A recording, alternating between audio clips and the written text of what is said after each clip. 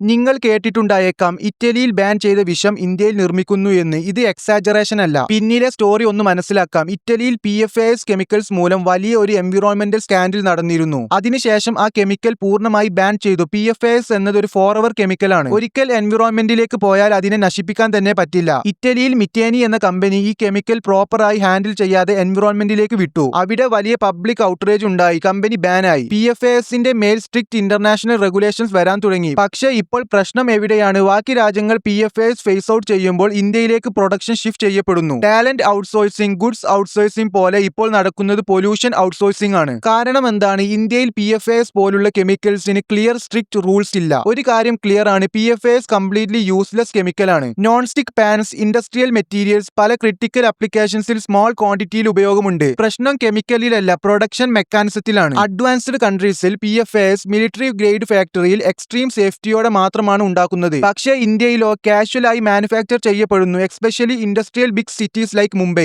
Company names എക്സാമ്പിളിന് Lakshmi organic industries. Dangerous chemicals ഇന്ത്യയിൽ ഉണ്ടാക്കാം, പക്ഷേ ഗവൺമെന്റ് സ്ട്രിക്റ്റ് റൂൾസ് കൊണ്ടുവന്ന് എല്ലാ കാര്യങ്ങളും കൈകാര്യം ചെയ്യണം. കെമിക്കലിന്റെ ഡിമാൻഡ് ലോകത്ത് എന്നും ഉണ്ടാകും, പക്ഷേ പ്രൊഡക്ഷൻ സേഫ്റ്റി ഇല്ലെങ്കിൽ അവസാനം അതിന് വില നൽകേണ്ടി വരും. ഹെൽത്തിലൂടെയും എൻവിറോൺമെന്റിലൂടെയും. ഇത്തരത്തിലുള്ള വീഡിയോസ് വേണമെങ്കിൽ ലൈക്ക് ചെയ്ത് ചാനൽ സബ്സ്ക്രൈബ് ചെയ്യാം.